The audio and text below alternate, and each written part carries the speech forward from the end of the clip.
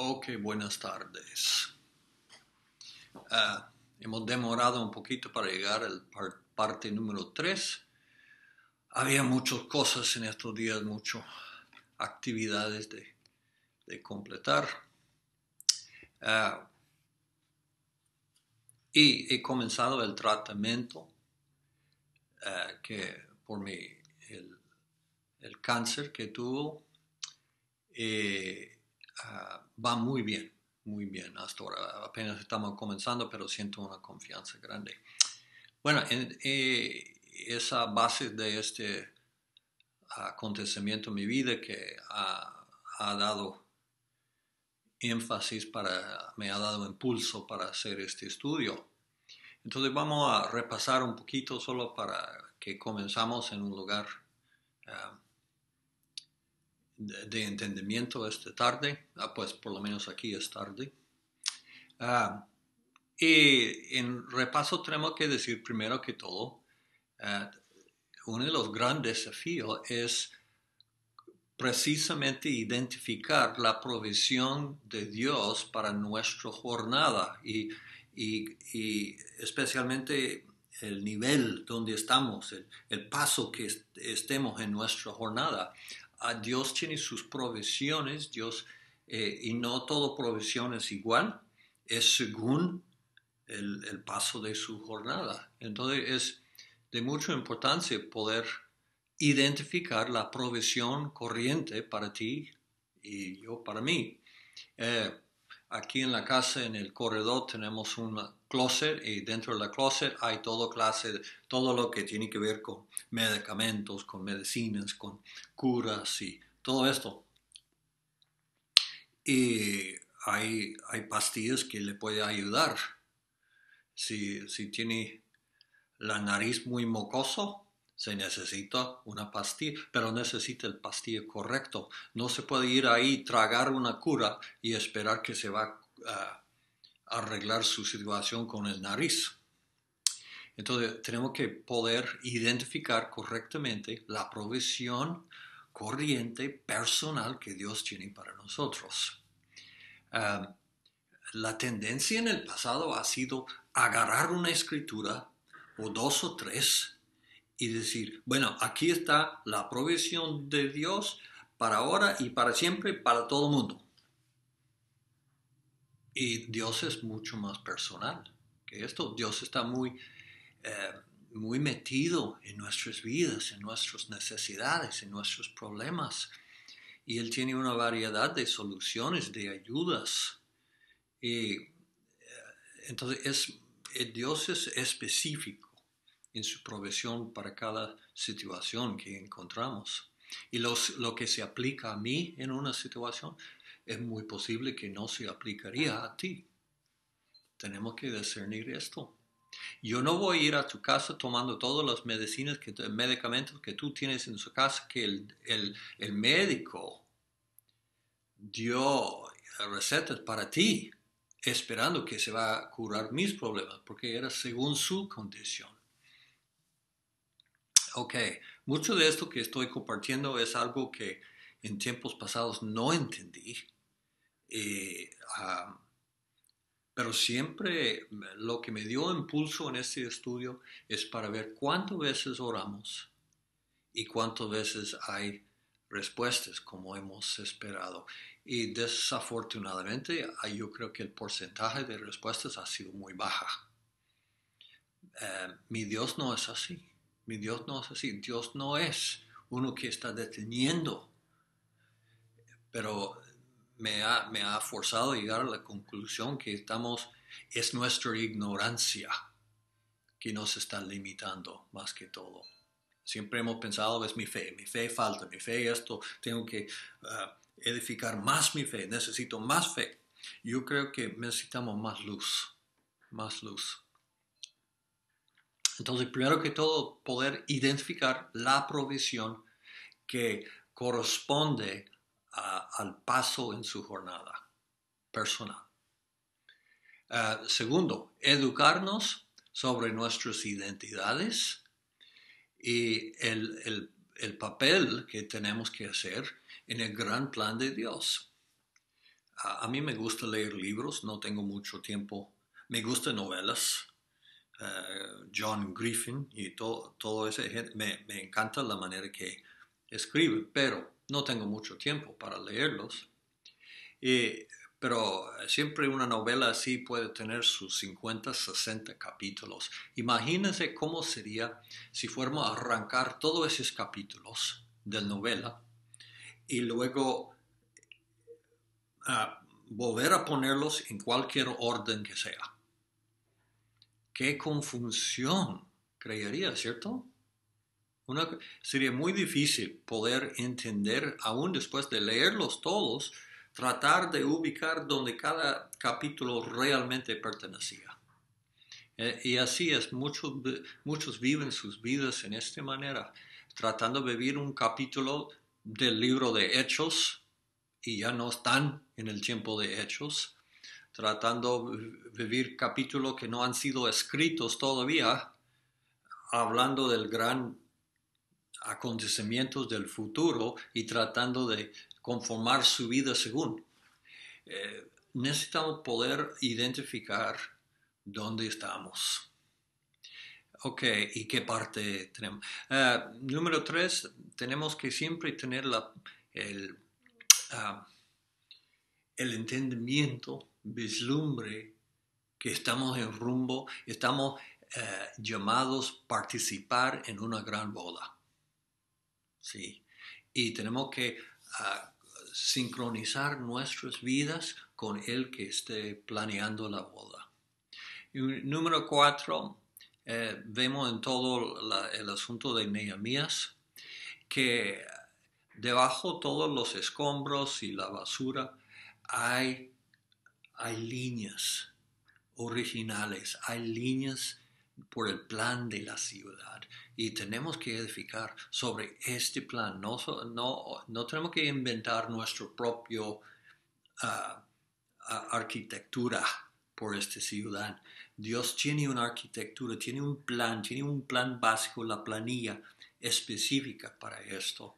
Y es nuestra responsabilidad descubrir de nuevo esta planilla y edificar según. Ok, entonces hoy quiero enfocar en algo que yo creo que es fundamental en cuanto si queremos descubrir realmente cuál es mi profesión. Y no solo descubrir, si quiero entrar, disfrutar, aprovechar por esta provisión que Dios tiene para mí. Entonces, usted sabe, muchas veces en las series del televisor tienen caracteres que están apareciendo en todos los episodios de la serie. Quizás no son los estrellas pero puede ser que tienen un parte que siempre hacen un papel que siempre está presente casi en todos los episodios.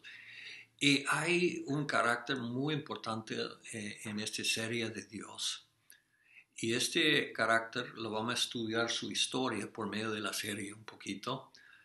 Y nos va a ayudar muchísimo. Y el carácter se llama escoger, la habilidad de escoger nuestras decisiones.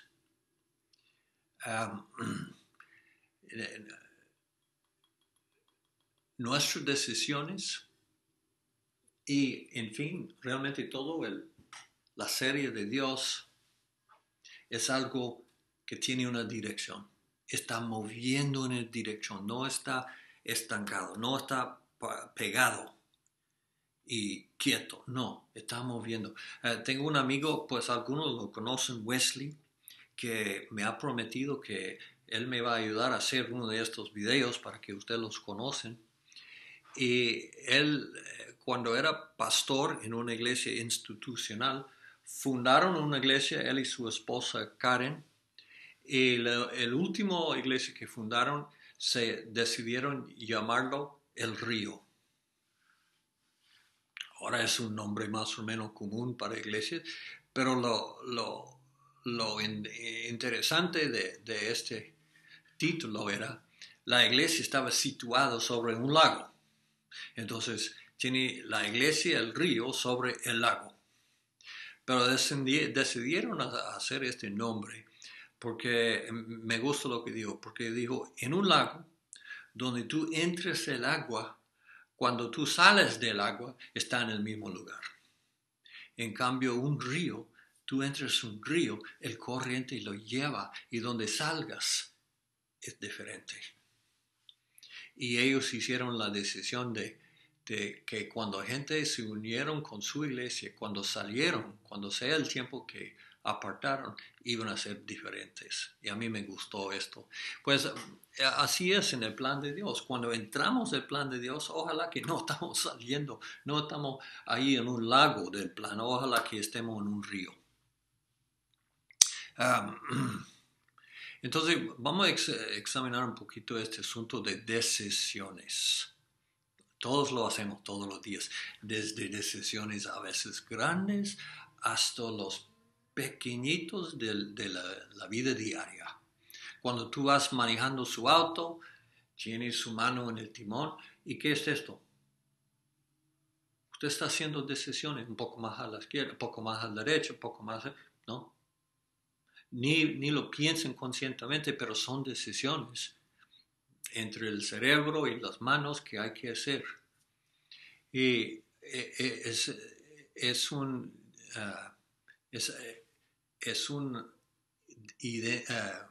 entidad extremadamente importante, nuestras decisiones. Cada vez que hago una decisión, básicamente estoy poniéndome en línea con el plan de Dios o otro plan. Son decisiones que me hacen sincronizar la vida con Dios o con otra idea. Decisiones grandes, decisiones pequeñas. A veces lo que nosotros pensamos que son los grandes, desde los cielos no son nada. Y a veces los que pensamos que no son nada, que lo hago porque no, me dan un capricio de hacer, resulta que eran decisiones grandísimas y no tuvimos la sabiduría para reconocer la importancia que tuvieron. En Dios, cada vez que yo hago una decisión que corresponde a Él, estoy poniéndome en línea con una boda, con el palacio, con una gran comida, con ropa, con regalos, con el futuro de mi descendencia y la habilidad de poder ver y entender la historia, verlo, desarrollar enfrente de mi cara. Piensa de Ruth en la Biblia, Ruth, la moabita. Por ser gentil no estaba aceptado totalmente en la cultura judía, pero ella hizo una decisión. Recuerda, se hizo más o menos hizo una decisión mayor cuando a Noemí dijo, donde tú vayas yo voy, y donde tú mueres me muero yo. Se aferró a esta abuela y rehusó ser separada. Y esta decisión, mire en fin lo que proveyó para Ruth. Todo, hasta ser bisabuela de David, por lo cual vino la descendencia del Mesías. Y era a base de una decisión. Ok, yo digo que las decisiones y este proceso de hacer decisiones es tan importante, es casi como es parte del ADN que Dios nos dio. Cuando nos hizo en su imagen, parte de esta imagen se incluye la habilidad de hacer decisiones. Es asustador realmente lo que nos dio, es asustador. Y es obvio que la mayoría de seres humanos no se entienden el poder de sus decisiones. Entonces, yo creo que es parte del ADN de Dios que cuando nos hizo en su imagen, se invirtió dentro de nuestro ADN. Gracias a Dios que Él es muy paciente en Y parte de lo que nosotros decimos en madurar, de llegar a ser desde un niño, llegar a ser un adulto, ojalá, más que todo es la habilidad de discernir y entender el poder de nuestras decisiones y manejarlos bien. Eso es lo que produce un adulto, se espera. Los que nunca maduran son los que siguen haciendo sus decisiones malas y no pueden identificar que este fruto vino a través de esta decisión. No se hacen la conexión. La gente maduros son los que pueden conectar.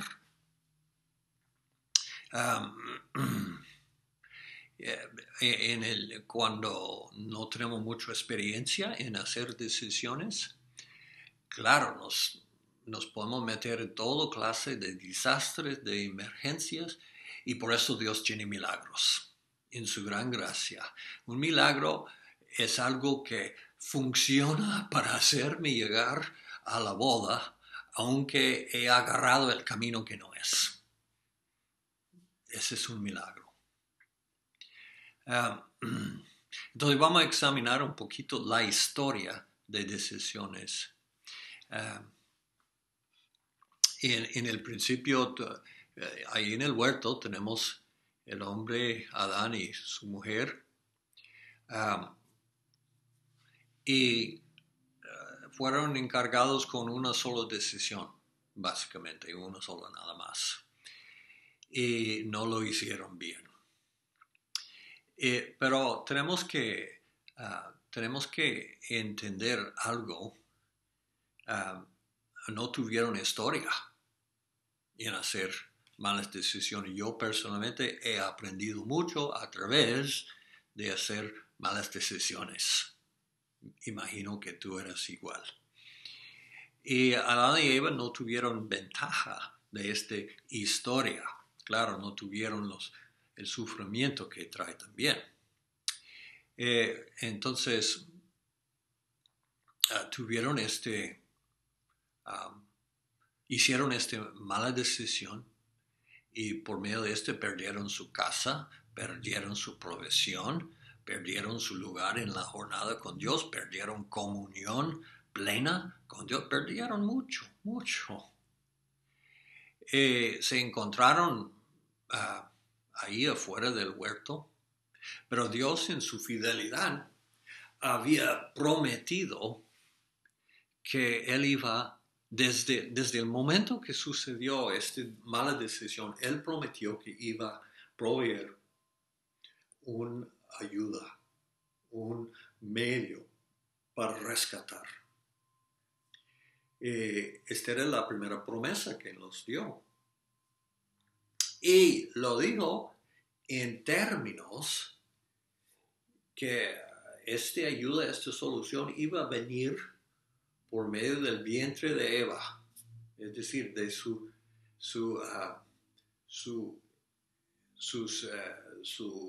lo que ella engendró en esta descendencia, iba a haber la solución. Lo que nosotros llegamos a conocer como el Mesías. Pero no indicó cuánto tiempo. Creo que hubiese sido natural por Eva pensar que tan pronto que daba luz, ahí estuvo la solución. Tan pronto que llegó un varón, tuvo que ser lo que Dios prometió, aunque Dios no había dicho exactamente así. Y yo puedo imaginar a Adán y Eva mirando, si tuvieron esta habilidad, mirar el huerto y acordar todo lo que habían, ya que están trabajando en el sudor de su frente y espino y todo, acordar lo bueno que era y este gran anhelo de poder volver allá. Y la única esperanza a la cual se pudieron aferrarse era la promesa de Dios que Dios dio en cuanto de una solución. Y cuando Eva dio luz a Caín, puede ser hasta que Eva enseñó a su niño, mi hijo, Tú eres nuestra esperanza. Tú eres el hombre que Dios me prometió que en una forma que otra se va a volver a abrir este gran huerto para nosotros, para reentramos. Sería lógico. Entonces puede ser que este joven por toda su vida escuchó de la promesa que reposaba sobre su vida de ser la respuesta para su miseria. Y entonces él esperaba ser el escogido de Dios. Y tú puedes imaginar cuando, no sé cómo, no sabemos cómo exactamente reconocieron esto, pero cuando Abel, el sacrificio de Abel fue aceptado y lo de Caín no, este era un problema gordo, porque Caín pensando que él era la solución y su hermanito parece que estaba robándose de esto. Entonces puede ser que causó una confusión grande y resultó en una ira y en fin mató a su hermano. Pero es interesante, ¿no? Que Dios personalmente advirtió a Caín en el capítulo 4, creo que es que advirtió, cara a cara lo advirtió, dijo, Caín, no hagas esto. El pecado te está esperando allí mismo, afuera de la puerta, y está listo para saltar encima. No te lo haga. Una palabra fuerte y directo a Caín. Sin embargo, el único que podemos decir a defensa de Caín, algo que nosotros tenemos que él no tuvo. Tenemos un ventaja, él no tuvo. Y tenemos nosotros por lo menos 6,000 años de historia de los resultados de decisiones malas. Él no tuvo una historia de decisiones malas, sino lo que se había hecho sus padres y él no tuvo. No lo vio personalmente, solo tuvo que creer los cuentos de sus parientes. Entonces, pero él hizo esta decisión mal y salió con consecuencias. Desde ahí, lo que es la historia, como lo conocemos en la Biblia, lo que contiene la Biblia es una larga historia de personas haciendo decisiones buenas y malas y las consecuencias, sea por bien, sea por mal. Y Dios comienza desde ahí tratando de madurar, educar su hijo del poder de sus decisiones, de sus opciones. Y gran parte de este poder de aprender tiene que ver con las consecuencias. Toda la creación de Dios está armado, está designado para producir consecuencias para nuestra educación. Ahora, tenemos que, todavía miramos por medio de un espejo un poco nublado, porque hay muchas otras cosas que afectan ahora, porque hay demonios, hay corrupción en el mundo, hay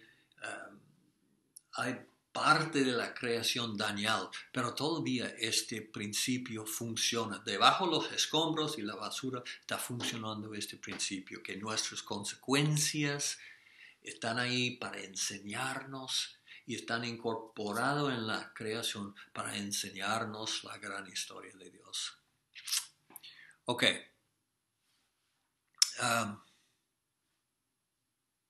Entonces,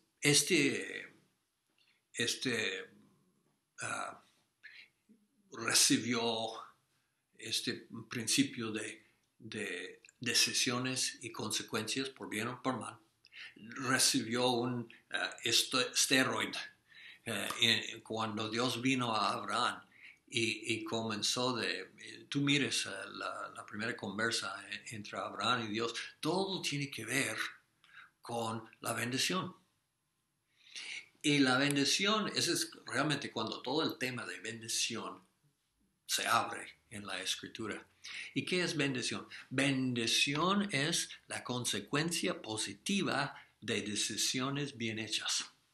Es decir, decisiones hechas correspondiendo a la idea de Dios.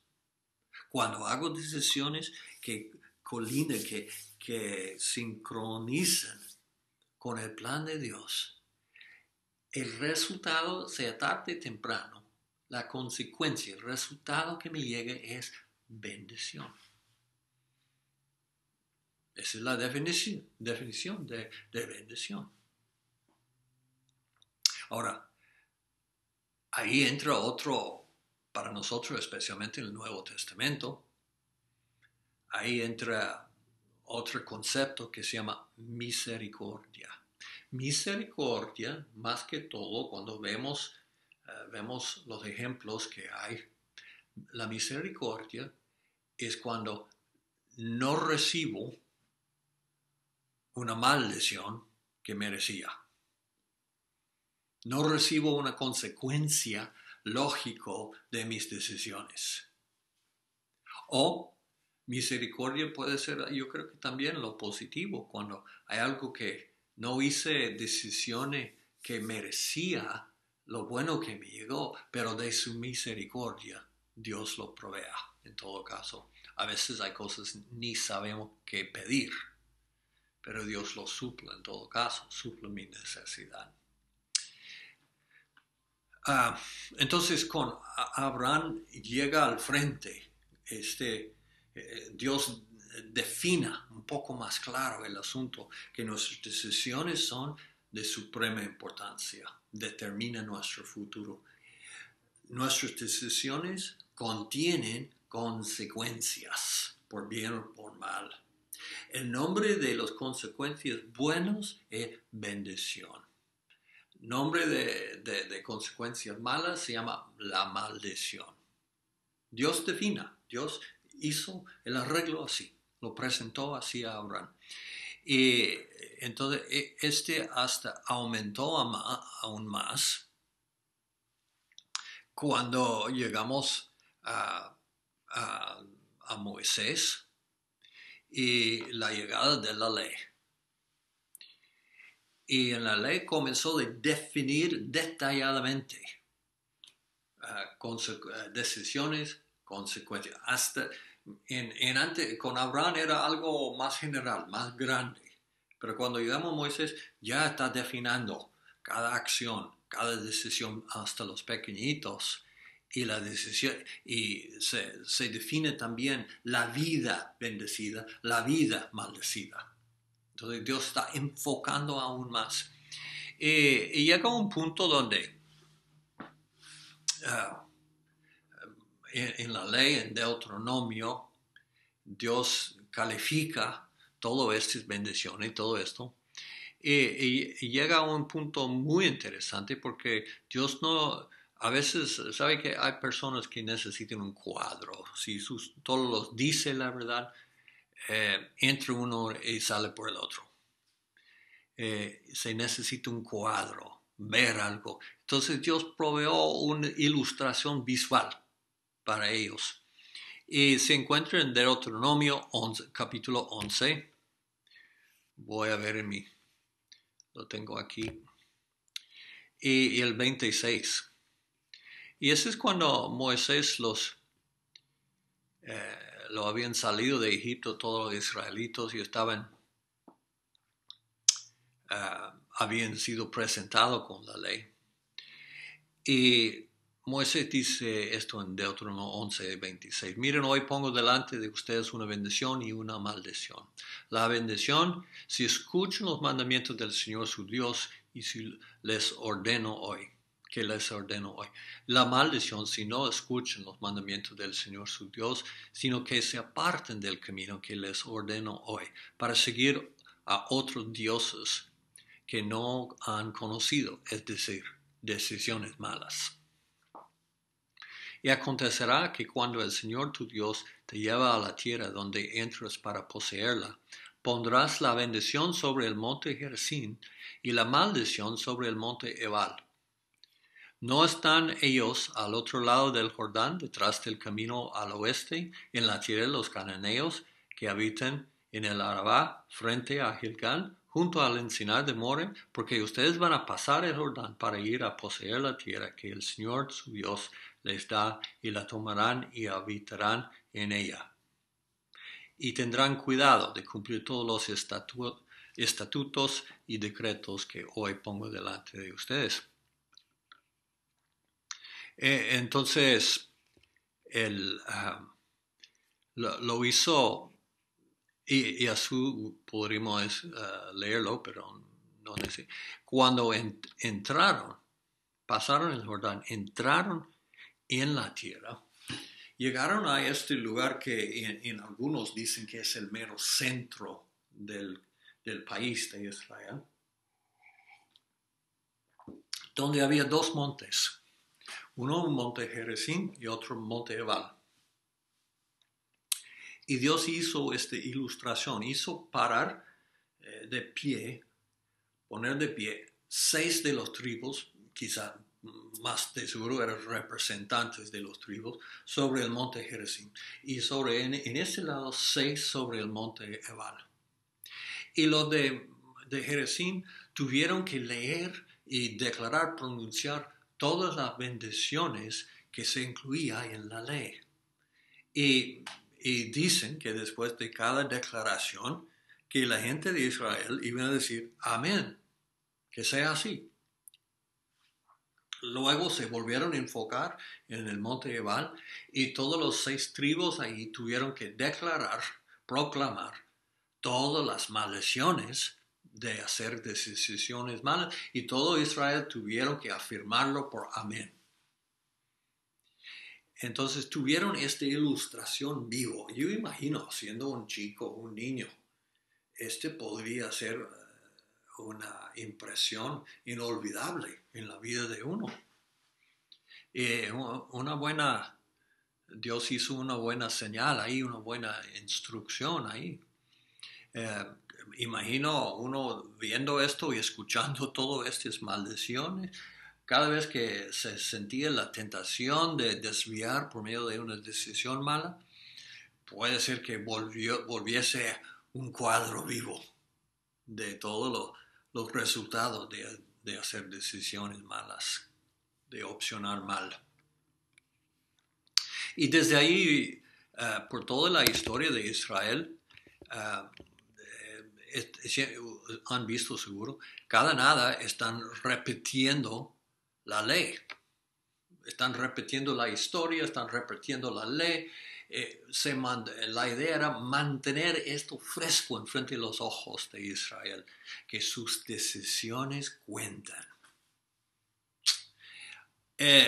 Cuando llegamos a tiempo, lo que se llama el tiempo de las profetas, todo el propósito de las profetas fueron como árbitros, que cada vez que Israel, como nación especial, hizo una decisión que les apartaba de la bendición hacia la maldición, estaban ahí marcando, proclamando el error, como un árbitro.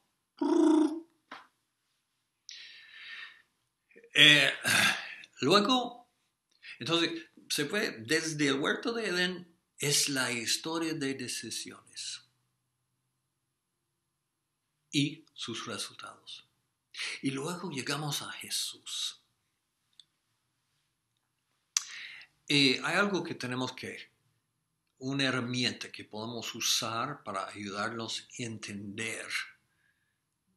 Les voy a dar algo precioso, a ayudar a entender mucho las diferentes doctrinas y vientos y voces que hay, hay tantos, ¿no? Hay tantos voces cristianos que nos quieren convencer, nos quieren atraer, es un mar de voces. Y a veces uno siente un poco perdido en la gran multitud de voces, pero hay un clave que podemos usar que nos puede ayudar mucho, y es darnos cuenta que en la cruz del Calvario, este es el punto central del universo y la historia. La cruz de Jesús es el punto central de todo. Y es el punto que defina lo demás. La identidad que tenemos enfrente de la cruz es la identidad verdadera. Es importante que entendamos algo, y es que hay cosas en la historia, tradiciones, prácticas, culturas, hábitos, ideas que llegan hasta la cruz y no pasan más allá. Se paran ahí.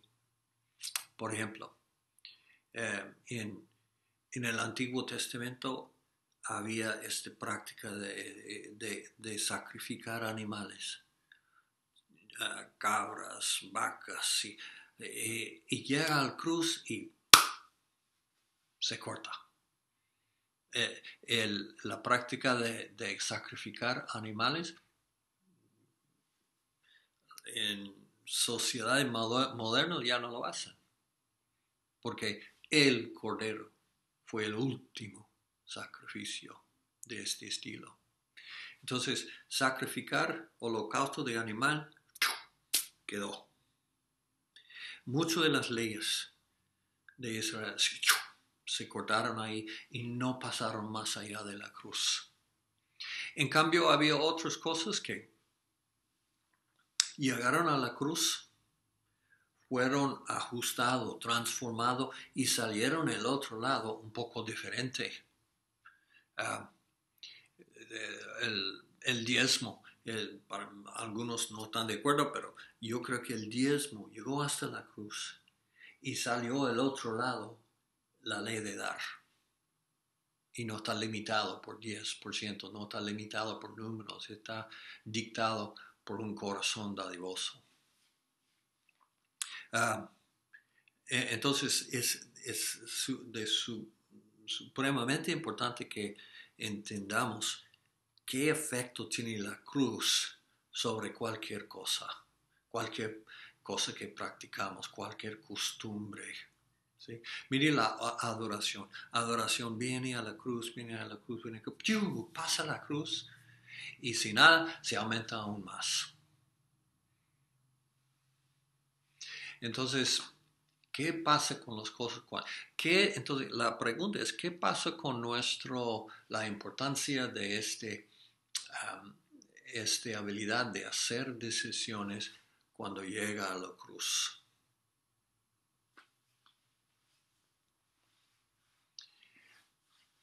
Yo digo, la importancia no es menos, hasta es más. Las consecuencias no son menos, son más. No hay una gracia que puede anular nuestra habilidad y nuestra responsabilidad de hacer decisiones. Hay gracia que puede anular las consecuencias, que nos puede ayudar a hacer lo correcto, etc. Para esto hay gracia, pero no hay una gracia para eliminar lo pesadísimo que son nuestras decisiones. Y esa es una de las cosas de muchas iglesias donde tienen mucho control. Es malo, porque el pastor, si lo sabe o no, está quitando de la gente la responsabilidad de hacer sus decisiones y aguantar las consecuencias. Y está robando a la gente de algo precioso, porque si estamos haciendo buenas decisiones, necesitamos disfrutar del fruto de esas decisiones. Si estamos haciendo malas decisiones, también necesitamos experimentar las consecuencias, porque eso es lo que contiene la habilidad de enseñarnos, de hacernos madurar. Y si yo estoy controlando sus decisiones, usted no está en el juego. no está en el partido ya. Entonces su habilidad de aprender está muy limitado. Y es grave, es serio la cosa. Ahora tenemos que entender qué pasó. Cuando la habilidad de hacer decisiones llega a la cruz, algo pasa. Recuerda cuántas veces se puede leer en el Evangelio cuando escuchamos esto, cuando Jesús dice, os habéis escuchado, no matarás. Pero yo os digo, no se enfadas con su vecino. Es decir, ya no es tanto el hecho físico, y Jesús dijo de mucho, de concupiscencia, de adulterio, de todo. Él, obvio, cuando llegó a la cruz, cambió el énfasis sobre hechos físicos a intentos de corazón. Este está asustador. Porque hasta la cruz podría tener hasta un corazón medio malo, podía obedecer aún de mala actitud, pero no importaba. Mientras que escogía hacer el hecho correcto, bien. Pero desde la cruz en adelante, no es así. Puedo hacer hasta decisiones correctas, pero si lo hago con mal corazón, no me aprovecha. Por eso dice Dios, le ama a un dador generoso o alegre. Es decir, importante es de qué corazón sale su dádivo. Más de lo que era en tu mano, que era en tu corazón. Jesús está midiendo todo diferente. Y por eso nos habla de la importancia de combatir emociones, actitudes, pensamientos. No tanto. Y lógico, porque si tengo la actitud correcta, la idea correcta y emociones correctas, el porcentaje de decisiones buenas que voy a hacer aumenta muchísimo. Siempre hay equivocaciones, hay errores que nos puede suceder.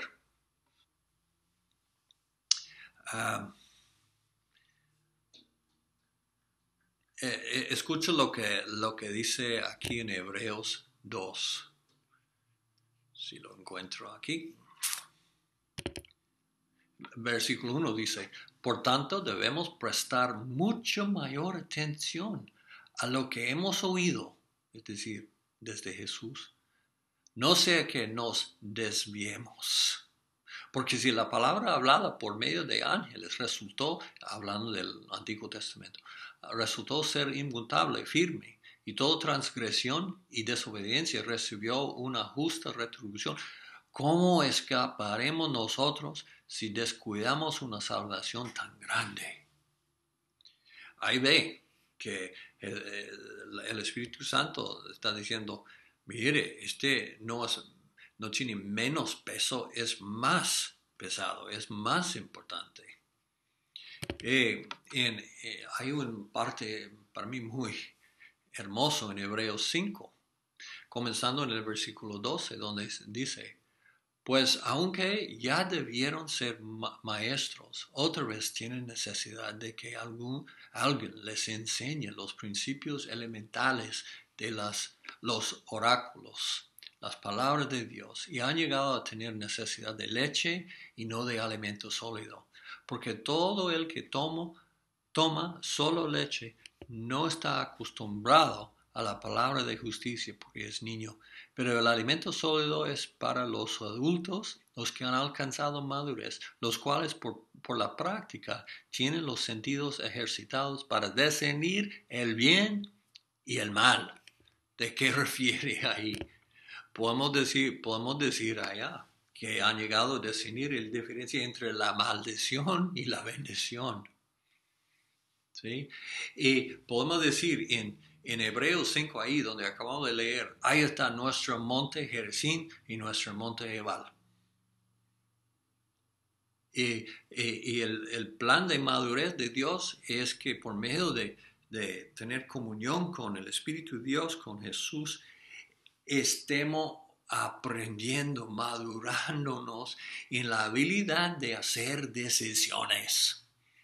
Y ahora nuestras decisiones tienen mucho más que ver con lo que permitamos en nuestros corazones, actitudes, emociones, temores, enojos. Esa es nuestra batalla. Ahí está la batalla Nuevo Testamento. No tanto ver con nuestros hechos. Para mí eso es pesado. Y si entendemos la responsabilidad que nos ha llegado. Y hay gente que va a decir, no, la gracia de Dios, la gracia de Dios. Recuerda, la gracia de Dios no elimina ni la responsabilidad, ni las consecuencias, ni el deber de hacer buenas decisiones.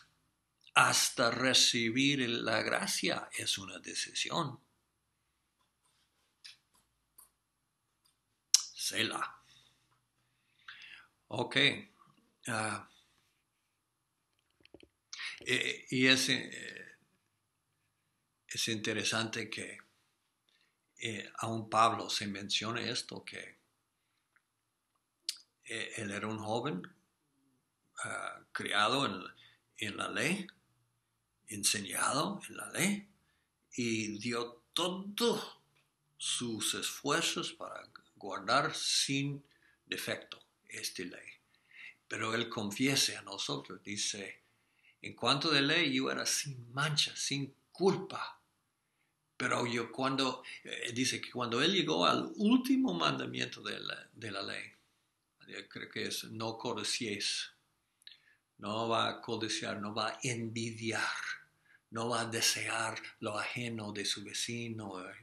Él dijo, porque mire, todo lo demás, no mentirás, no adulterarás, todo esto tiene que ver con hechos. Pero cuando llega al 10º, este tiene que ver con algo de corazón. Y Pablo dice, ahí mismo me agarró la ley. Ahí quedé sin esperanza. ¿Sí? Porque la batalla verdadera es en cuanto de raíces del corazón. Voy a leer otro en 2 de Corintios 10.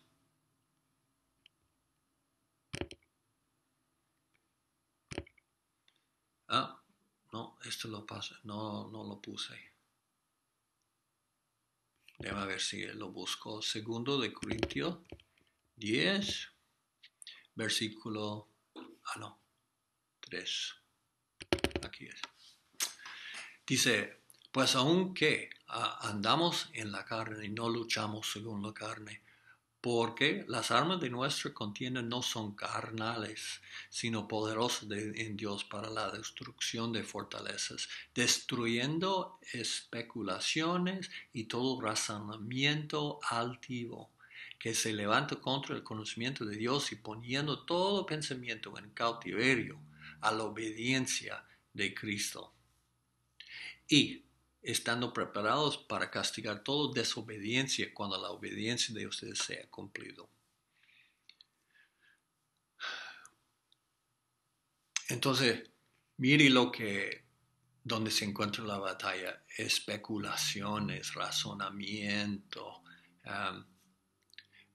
cosas que levantan contra el conocimiento, pensamientos. Todos esa es la batalla desde la cruz en adelante. La batalla no son los primeros 9 mandamientos, ya es el 10º. Ya es cuidar su corazón. Es interesante que la mayoría de la iglesia hoy en día desafortunadamente está más enfocado todavía en hechos. Hacen sus juicios, hacen sus sentencias sobre hechos físicos, no sobre actitudes.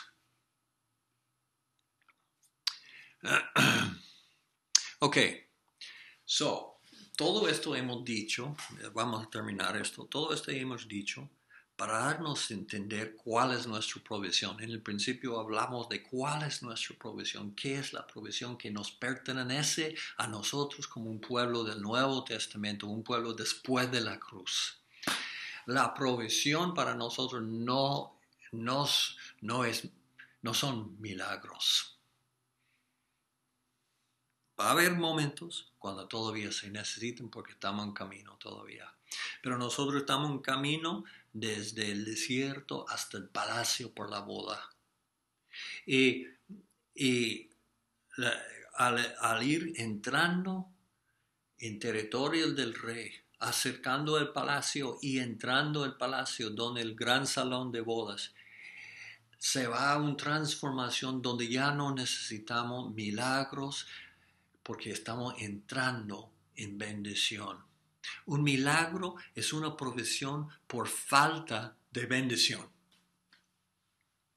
Cuando necesitamos un milagro es cuando no hay bendición. Cuando hay bendición, no necesito un milagro. Por eso esa es la razón cuando estamos tratando con el mundo, cuando el reino de Dios está encontrando con el mundo, necesitamos milagros.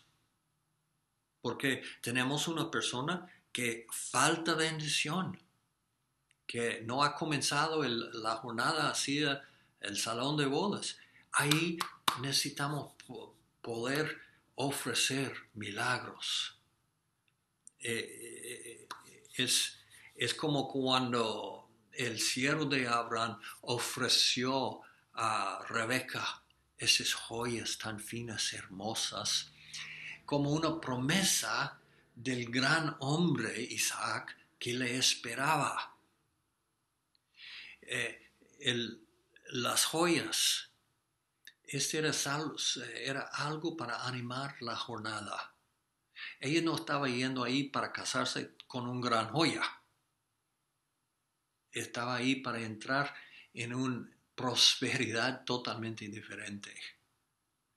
Y los milagros son las joyas que nos ayudan, que debemos de tener para ofrecer, como siervos de Dios, debemos de tener para ofrecer al novia futuro de nuestro gran Jesús. Pero la idea es que ella puede llegar a ser uno con Él, donde ya no es una vida de joyas, es una vida de prosperidad.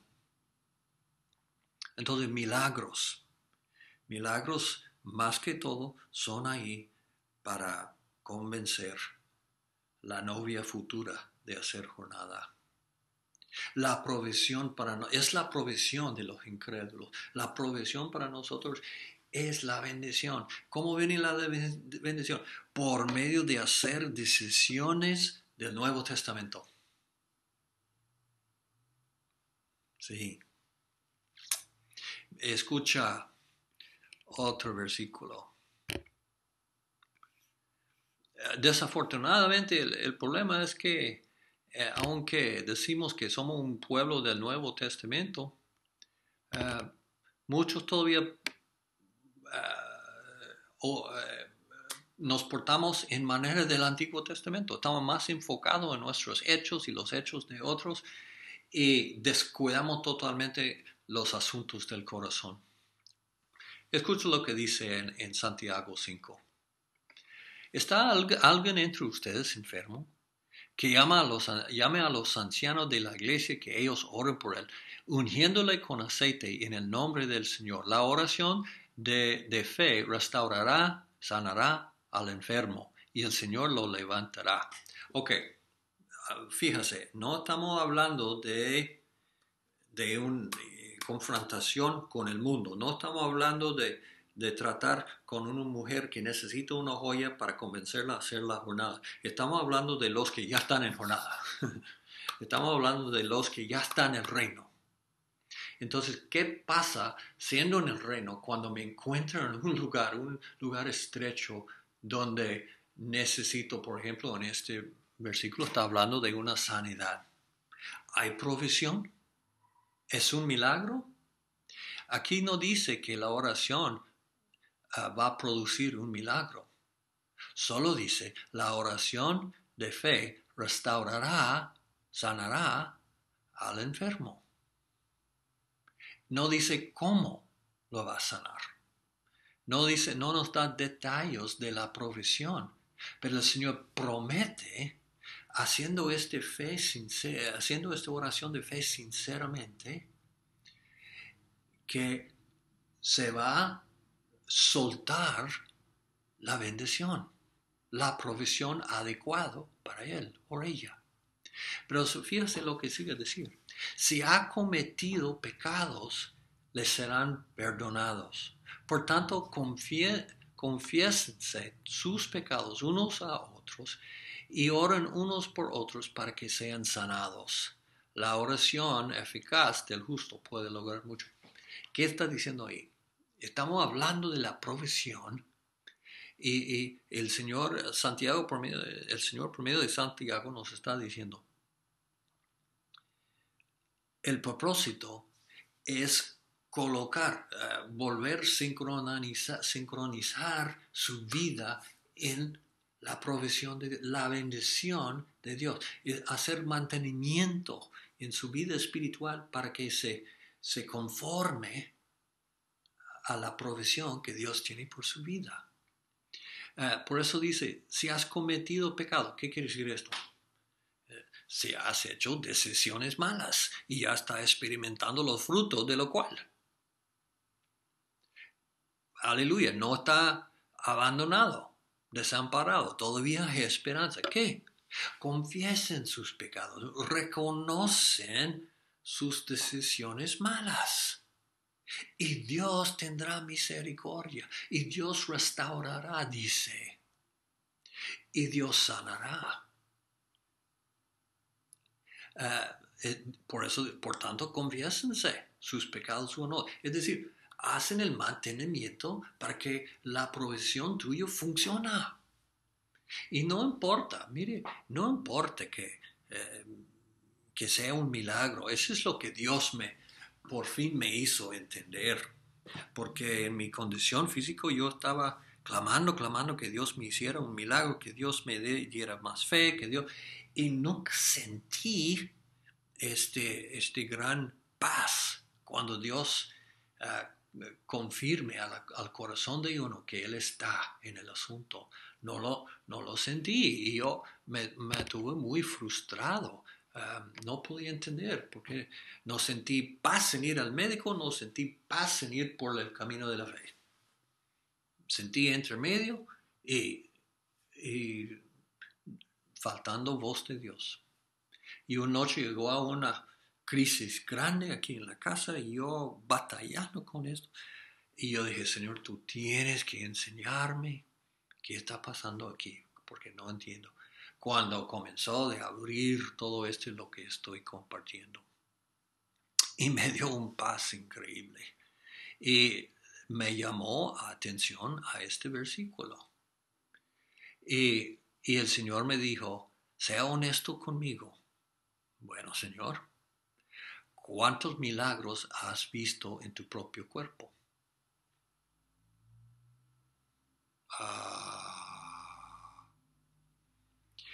Cuando yo era creyente nuevecito, es decir, apenas comenzando, siendo convencido de hacer la jornada al novio, había. Pero ahora quiero pensar que hemos caminado bastante. Ya no está muy lejos para ver mi novio. Ya no, mi provisión no es tanto una joya. Y ahora yo tuve que decir al Señor, realmente no. He visto muchas maravillas. He visto milagros cuando estuve orando por otros. Por personas quizás que casi ni conocieron al Señor. Pero ahí se aplica los milagros. Porque es de convencerles. Suponamente yo soy convencido ya. Creo que sí. Y cuando comencé a entender esto, que realmente la provisión para mí en el estado que estoy es bendición. Bendición. Y aquí en este versículo en Santiago no dice que le va a dar un milagro. Si oras, va a dar un milagro. Solo dice que le va a sanar. ¿Y quién soy yo para exigir cómo Él lo hace? En mi caso, podía ver muchos, no son milagros, creo, pero mucha actividad, yo voy a decir así, mucha actividad angélica en las decisiones que he tomado. Me hizo conectar por medio de un amigo, me hizo conectar con otro que me dirigió hacia un médico. Resulta que este médico es un latino de Colombia. Comenzamos a charlar él y yo. Y él dijo, ¿dónde estuvo en Colombia? Yo dije, en un lugar que tú casi no lo vas a conocer, que se llama el Caquetá. Él dice, lo conozco. Tuve que hacer un internado ahí en Florencia. Y él me preguntó, ¿dónde estuvieron exactamente? Y yo lo expliqué y dije, yo sé dónde es. Para mí era una maravilla, que era la sonrisa de Dios a mi vida, para decir, esa es mi profesión. Y había otras cosas del estilo que al seguir desarrollando la cosa, yo supe que Dios quería proveer para mí por medio de este médico. Algunos que enseñan la fe negarán esto completamente. Dicen, cualquier sanidad del médico es de segunda calidad. Si tuviese la fe, tendría un milagro. Pues yo digo, si tuviese la fe, tendría mi provisión. Y mi provisión es la bendición de Dios. Ajá, tú dices, entonces tú has hecho malas decisiones. ¿Quién no? ¿Quién no? Sí, estamos en camino, estamos entrando, estamos aprendiendo. Todo eso es para enseñarnos. He hecho decisiones que no eran buenas y además todavía tengo herencias de genealogía de mi padre. Mi padre tuvo el mismo problema a la misma edad.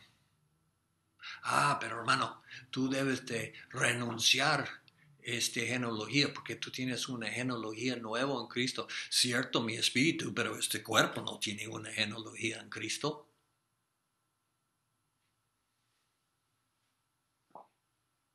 No, pero realmente no lo necesito porque si hago las decisiones correctas en mi vida, si cuido los asuntos de mi corazón, mantengo el ambiente agradable al Señor que tiene que vivir en este corazón. Y si sigo en dirección hacia el futuro, si mantengo un corazón hambriento para Él, se abre la bendición. Y el Señor me hizo entender esa noche, mi deseo no era un milagro, mi deseo era ser sanado. Y yo estoy dispuesto en como sea. Yo no voy a arguir, yo no voy a contender con el Dios, con el medio que Él hace. Es interesante, piensa un momento con el dinero. En el dinero, cuando nos encontramos en una gran necesidad de dinero, estamos clamando por un milagro de Dios. Y interesante, ¿no? Si el milagro llega por medio de un postal, de un amigo, de un tío o algo así, que nos llega tantos miles de pesos, dólares, lo que sea, decimos, Dios me ha hecho un milagro, mire lo que pasó. Si encuentro un dinero botado por ahí, te digo, Dios me ha hecho un milagro. No era un milagro, era una maravilla. Era parte de Dios no hizo aparecer un montón de dinero en frente de sus ojos, del aire y nada más. Pero a usted no le importa, solo que le llega. ¿No es cierto? Solo que le llegue el dinero. No importa cómo llega. Solo que me llegue a tiempo y sea suficiente y poquito más. Sin embargo, cuando estamos hablando de necesidades físicas, hemos entrado en esta idea que tiene que haber una sanidad milagrosa física. No, para mí no. Yo pensaba así antes, pero ahora solo que me llegue. Que me llegue, sea por medio de este médico, sea por medio de una persona que llego a conocer que ha tenido esta misma experiencia y descubrió algunos secretos de cómo mejorarse la situación, si llega por una medicina nuevecita que se han desarrollado, si llega por medio de, como sucedió con mi amigo Gustavo Romero en Venezuela, que cuando toda esperanza estaba perdido, encontraron un médico que dijo que sí, yo creo que hay esperanza. Este no era un milagro en sí, pero era la conexión a la provisión. Eso es lo más importante, la conexión a la provisión. Para que podamos seguir en este mundo haciendo el trabajo de Dios, siguiendo en rumbo al salón del médico. Ahora, voy a terminar con esto. Hay una cosa para acordar siempre. Porque Dios, ¿recuerdas en la historia de David cuando tuvo adulterio con Betsabé y todo este gran problema y el homicidio de el esposo y Betsabé da luz a un niño y el niño se enfermó? ¿Quién era? Natán, que vino a David y divulgó todo el gran problema, y David inmediatamente confesó. Este se llama andar en la luz. Y se humilló. El niño se enfermó y David clamó, ayunó, se afligió delante de Dios por el bienestar de este niño. El niño muere. Y al momento que se dio cuenta que el niño había muerto, se levantó, se bañó, se comió. Y sus siervos quedaron confundidos porque pensaron, este era el tiempo de enlutar, no en antes. Y entonces lo preguntaron. El David dijo, no. Y él dice algo tal como, ya la cosa está hecha. Yo no voy a ver el niño aquí, pero yo voy a ver el niño más tarde. Pero él dice, mientras tanto, yo dije, ¿quién sabe si Dios tendrá misericordia de mí?